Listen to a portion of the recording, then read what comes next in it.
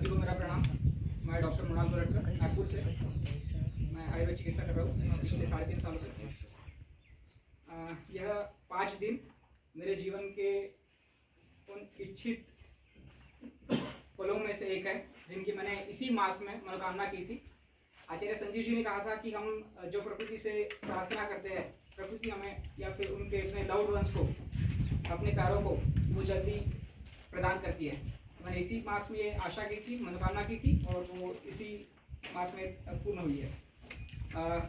रोजाना के दैनंदिनी में ऐसा होता है कि केवल रूप में देखो, उनका नाड़ी परीक्षण करो, फिर मतलब यही दिनचर्या चलते रहती है।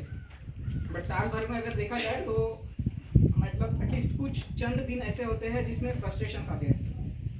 मुझे तो ऐसा लगता है कि कहीं मतलब यहाँ से दूर किसी एक पहाड़ पे जाओ जहाँ पे हरियाली हो, पशु पक्षी हो, जीव हो, उनकी आवाज़ सुनाई दे और मेरे खुद के लिए एकांत हो जहाँ मैं स्व मनन चिंतन करूँ। और मुझे सोशल मीडिया जाना और इससे भी बहुत फ्रस्ट्रेट होता हूँ मैं। दो मैं इस जनरेशन का हूँ स्टिल, लेकिन फॉर्चुनेटली उस दिन मैंने सोशल मीडिया ओपन किया एंड उसी दिन एडवर्टाइज देखी। उसमें महर्षि संजीव जी का मैंने फोटो देखा और मुझे वो स्वरूप और वो तेज देख के ऐसा लगा कि यही जगह है जहाँ मुझे जाना है। और फिर जब वर्णन में मैंने देखा तो वहाँ लिखा था महर्षि वशिष्ठ गुरुकुलम। तो गुरु शिष्य परंपरा में जाने की मेरी इच्छा बचपन से ही है, मतलब रही है। तो फिर मैं यहाँ आया उसी वजह से। और सर जुगनू सर के बारे में मुझे पहले तो कुछ पता ही था नहीं, बट जब यहाँ पे आया और यहाँ का महर्षि वशिष्ठ गुरुकुलम का वातावरण देखा, वहाँ के नियम, उसके मतलब प्रोटोकॉल्स जो भी है वो इतने अप्रतिम है जैसे मैंने सोचा था। जो वातावरण मैंने सोचा था कि नागपुर जैसे शहर के आसपास ऐसा वातावरण कहाँ मिलेगा मुझे। और मैं जाके भी कितना 1 घंटा 2 घंटा उतना में मेरे मन को शांति नहीं मिलेगी। तो ये शांति मुझे यहाँ पे आके मिली है। इन 5 दिनों में मैंने वो परिपूर्ण की है।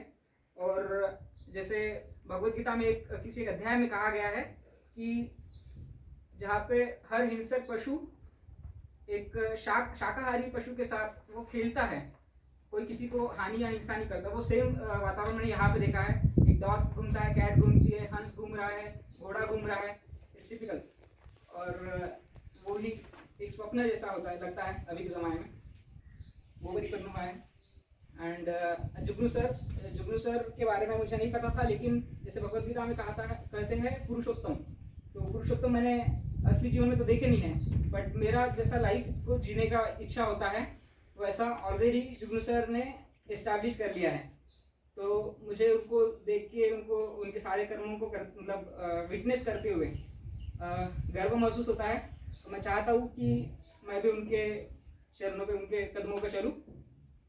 और नाड़ी प्रशिक्षण करते वक्त भी एक दौर के बाद मुझे ऐसा लगा कि ठीक है, एक डेट तक तो हम समझ लेते हैं, मेडिटेट करता हूँ रोज, जो साधना वगैरह सब करता हूँ, पर ऐसे बहुत सारे एपिसोड्स आते हैं जिसमें सफरिंग होती है, मतलब कुछ परेशानी आती है। तो मुझे लगा कि मेरे इन जवाब, मतलब प्रश्नों का जवाब वो कहाँ से मिलेगा मुझे। तो मैं सोचता था कि कहीं ऋषि मुनि शायद मुझे ये जवाब दे पाए। तो इन जवाबों का मतलब कुछ चंद जवाब, जो टेक्निक्स या कहिए कुछ उपदेश जो मुझे चाहिए थे, वो मुझे आचार्य संजीव जी से मिले हैं।